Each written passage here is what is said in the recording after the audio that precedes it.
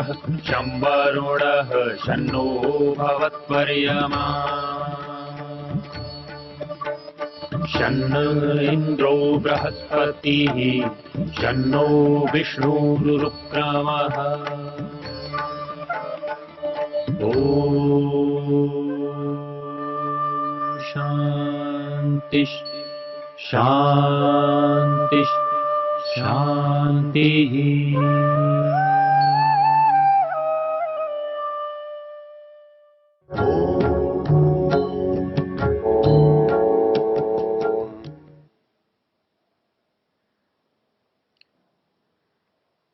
वेद मनुष्य के जीवन के लिए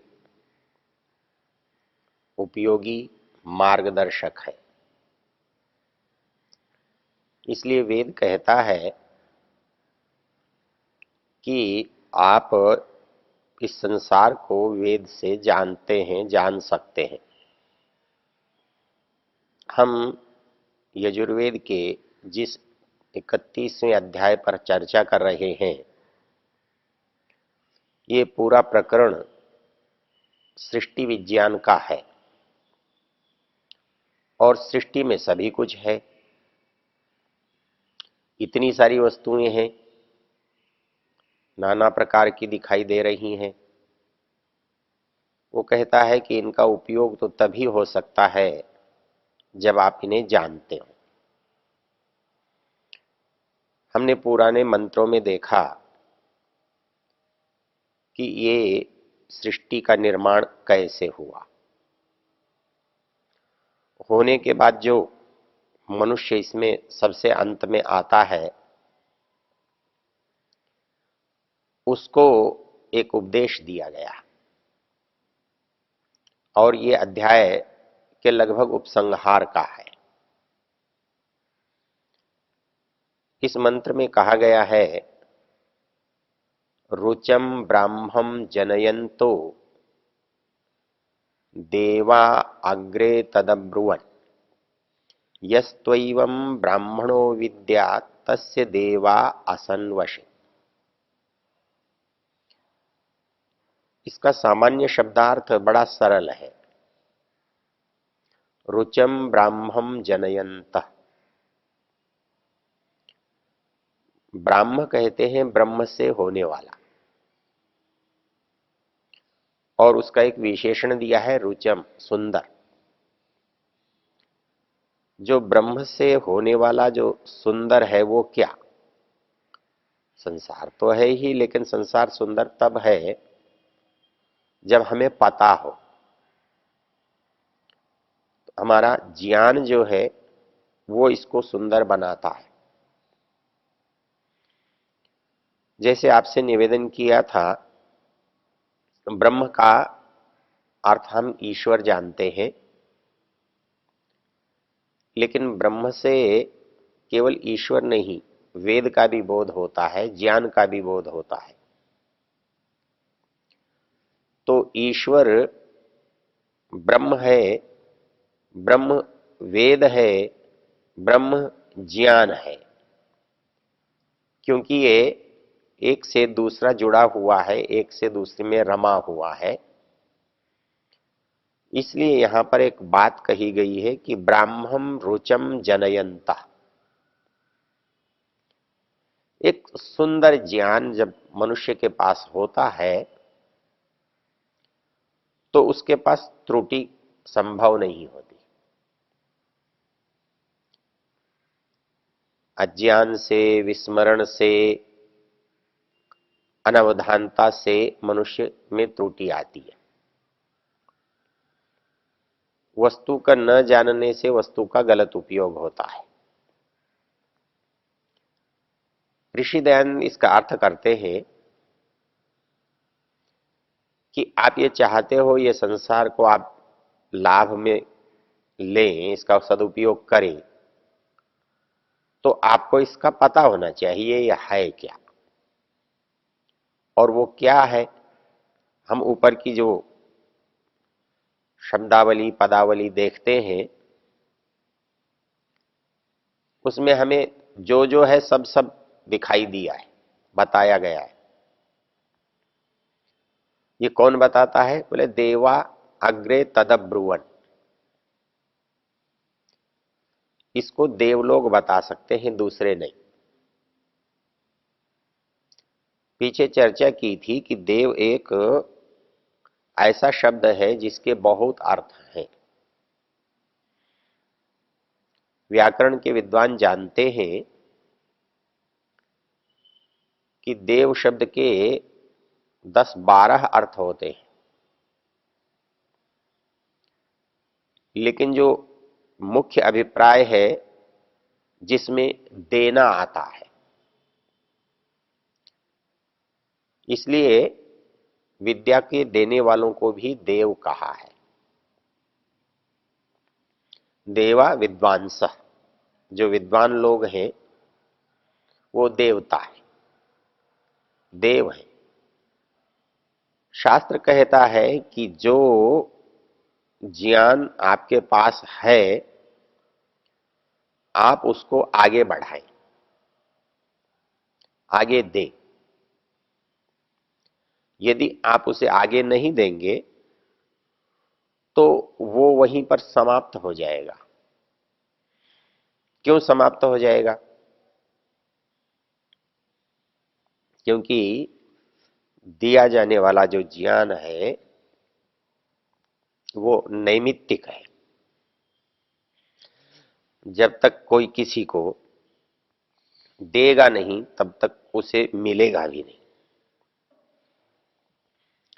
इसलिए इस सृष्टि में, सृष्टि को बनाने के साथ साथ विद्वानों को यह उत्तरदायित्व दिया जाया कि वो इसके जानकारी जब तक दूसरों को नहीं देंगे तब तक इसका कोई उपयोग नहीं कर सकेगा। इसलिए ऋषि दयानंद कहते हैं, विद्वान लोग ईश्वर जीव प्रकृति का उपदेश करें, क्योंकि इस संसार में 3 ही सत्ता है और जो कुछ नियम व्यवस्था विधान वो तीनों पर निर्भर करता है। वो किसी के लिए है, कोई करता है और कुछ हो रहा है। जब तक इसका बोध नहीं होगा तब तक हम इसका ठीक उपयोग नहीं कर सकते। इसलिए जो इसका ठीक ज्ञान है वही रुचम है, सुंदर है। अर्थात इस प्रकृति को जानकर ही इसकी सुंदरता को समझा जा सकता है। जीवात्मा को जानकर ही इसकी सुंदरता, इसकी विशेषता का बोध हो सकता है। और वो परमेश्वर जो इस सब को बनाने वाला है तो वो स्वयं सबसे सुंदर है, उसका ज्ञान उस सबसे सुंदर है। तो वो ब्रह्म जो ज्ञान है उसको देवता लोग उत्पन्न करते हैं, देते हैं। इसका प्रयोग मनुस्मृति में भी आया है। ब्राह्मीयम क्रियते तनु स्वाध्यायेन जपैर्होमै त्रैविद्येनिज्यया सुतै यज्ञैर्महायज्ञैश्च ब्राह्मीयम क्रियते तनु। अर्थात हम इस जीवन को ज्ञान युक्त कैसे बना सकते हैं, सुंदर ज्ञान से संयुक्त कैसे बना सकते हैं। तो मनु महाराज ने कहा है स्वाध्यायेन जपैर्होमै। हम स्वाध्याय करें, उसको पढ़ें, देखें। क्योंकि 2 तरह के नियम हैं। जब आप देखकर जानते हैं तो आप पढ़ते हैं। स्वाध्याय करना, देखकर जानना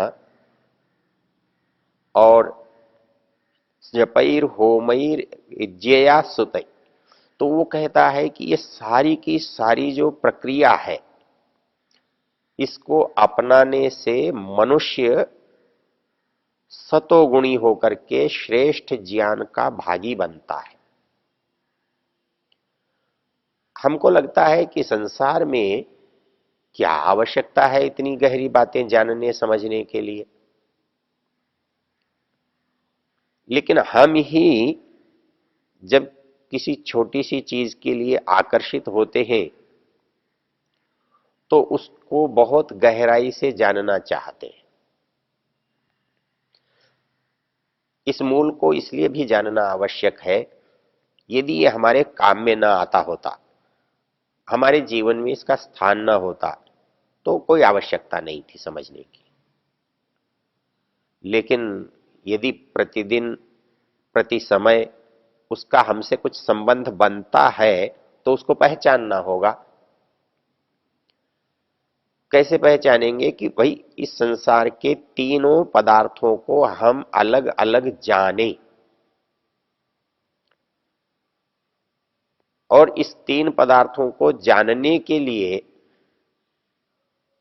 सक्षम जनाने के लिए विद्वान लोग हैं। क्या है कि तीनों एक दूसरे से बहुत मिले जुले हैं, घुले मिले हैं।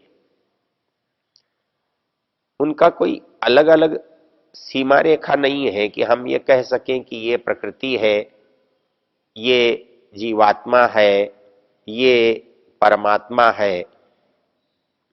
आप किसी को भी देख लें, उसमें बहुत कुछ आपको एक जगह मिल जाएगा।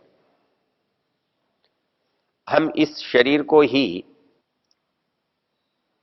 तो फिर बाहर के संसार के पदार्थों से इसका भरण पोषण तो आप करते हैं, लेकिन इसका प्रयोजन आपको नहीं पता लगेगा, उसकी आवश्यकता क्या है ये बोध नहीं होगा। तो कहता है कि कैसे पता करोगे कि इसी में तीन कैसे कैसे है। तो वो तीन कैसे है ये विद्वान हमें बताते हैं कि भाई ईश्वर का क्या गुण है, जीवात्मा का क्या गुण है, और प्रकृति का क्या गुण है। ये सब का सब हमने इस अध्याय के ऊपर के प्रसंग में देखा है। हमने इस सहस्र शीर्षा पुरुष मंत्रों के द्वारा परमेश्वर के स्वरूप को जाना है। तत्व विराट अजायत यहां से लेकर के ब्राह्मण के उत्पत्ति तक हमने संसार को देखा है बनते हुए। उस बनने की प्रक्रिया को हमने एक यज्ञ के रूप में देखा है, और उस यज्ञ से इस संसार को समझने का नियम देखा है। तो उपसंहार में मंत्र कह रहा है, रुचम ब्राह्मम जनयंतो देवा अग्रे तदब्रुवन। जिन्होंने इस संसार को देखा, जाना, समझा, उन्होंने दूसरों को बताया, और जिन लोगों ने इसे जान लिया, तस्यैवं ब्राह्मणो विद्वान यस्य देवा आसन्वशे। अब वो कहता है कि देवता उसी की मानते हैं, देवता उसी के वश में होते हैं जो ऐसा जानता है, देवताओं से जानता है और जान करके देवताओं के अनुकूल हो जाता है, उनको जान जाता है, समझ जाता है। तो क्या होता है कि जिस वस्तु से जो उपयोग लेना है उसका वही उपयोग वो कर सकता है।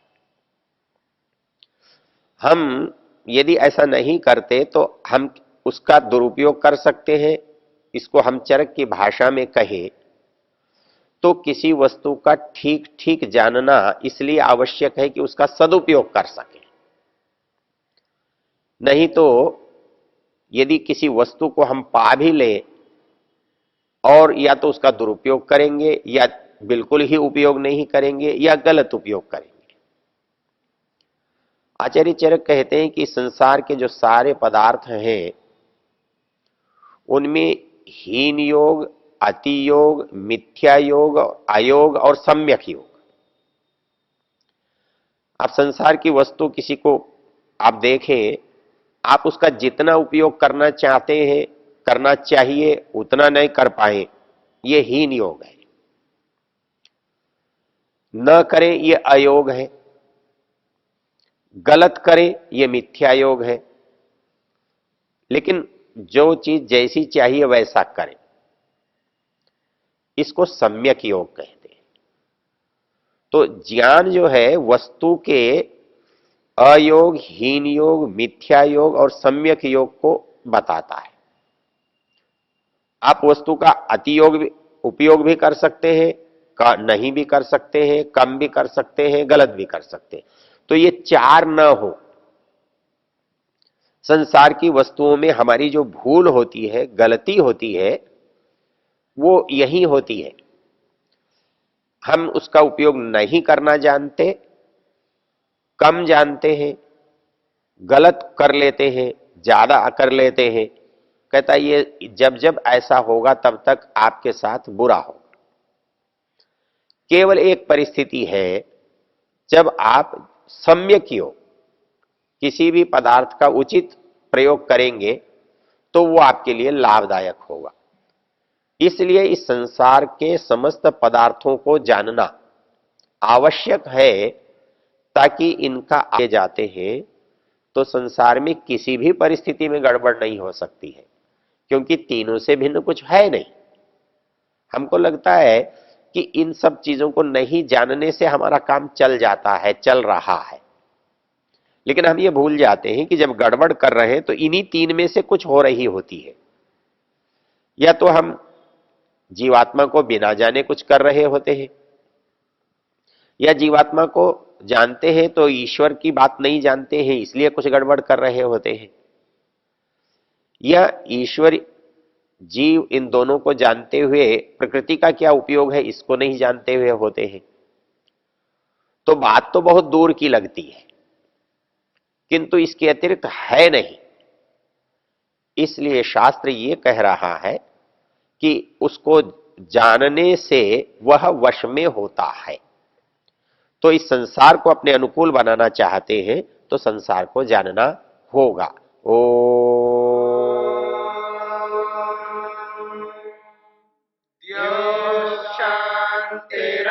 शांतिरंतरिक्षम शांति पृथिवी शांतिरापः शांतिरोषधयः शांति वनस्पतयः शांतिर्विश्वे देवा शांतिर्ब्रह्म शांति सर्वं शांति शांतिरेव शांति क्षमा शांतिरेधि